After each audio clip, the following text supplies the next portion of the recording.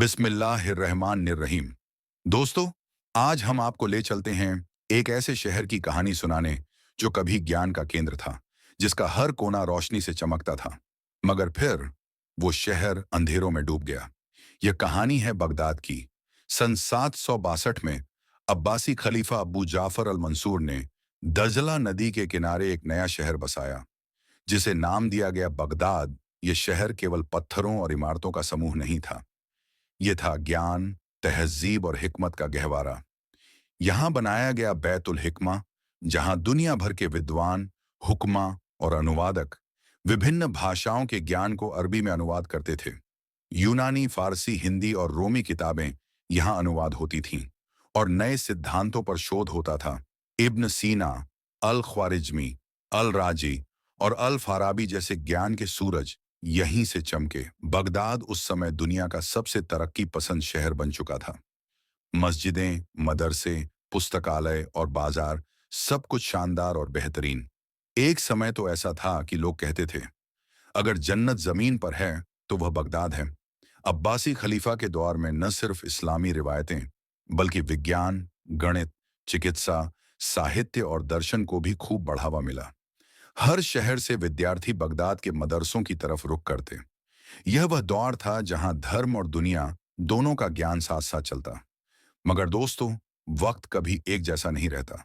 जहां रोशनी होती है, वहां कहीं ना कहीं अंधेरा भी छिपा होता है।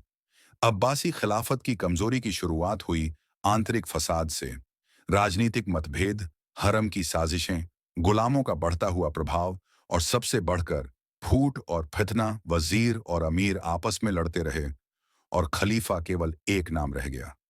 उल्मा की बातों को अनसुना किया जाने लगा और हुक्मरानों ने दुनिया के ऐशो आराम में खो जाना शुरू कर दिया। और फिर वो दिन आया जिसने तमाम इल्मी विरसे को राख में बदल दिया। सन 1258 में हलाकू खान, चंगेज खान का पोता, बगदाद के दरवाजों पर था। खलीफा अल मुस्तासिम ने सुलह की कोशिश की, लेकिन बहुत देर हो चुकी थी। मंगोल फौज ने शहर पर हमला कर दिया। बगदाद, जो कभी ज्ञान का केंद्र था, अब लाशों का मैदान बन गया। इतनी तबाही हुई कि कहा जाता है, दजला का पानी खून से लाल और स्याही से काला हो गया। खून शहीदों का था और स्याही जली हुई किताबों की। 10 लाख से ज्यादा लोग शहीद हुए। मस्जिदें जलीं, पुस्तकालय राख हुए और बैतुल हिकमा मिट्टी में मिल गया। अब्बासी खिलाफत का दर्दनाक अंजाम लिखा जा चुका था। ज्ञान का यह शहर फसाद, ऐशप्रस्ती और सियासत की साजिशों की भेंट चढ़ गया। दोस्तों, बगदाद सिर्फ एक शहर नहीं था, वो एक नज्म और एक निजाम था। वो बताता है कि जब तक धर्म, ज्ञान और न्याय साथ हों, तब तक इज्जत है, और जब इनसे मुंह मोड़ा जाए तो सबसे ताकतवर उम्मत भी गिर जाती है। आज भी हमें उसी इरादे, उसी ज्ञान और उसी एकता की जरूरत है, ताकि एक बार फिर हमारा बगदाद उभरे, रोशनी से भरा हुआ, इज्जत से महका हुआ। आज के लिए बस इतना ही। अगर आपको यह कहानी पसंद आई हो तो लाइक, शेयर और सब्सक्राइब जरूर करें। इसी तरह की और कहानियों के लिए जुड़े रहिए नूरी तारीख के साथ। मैं हूं आपका दोस्त।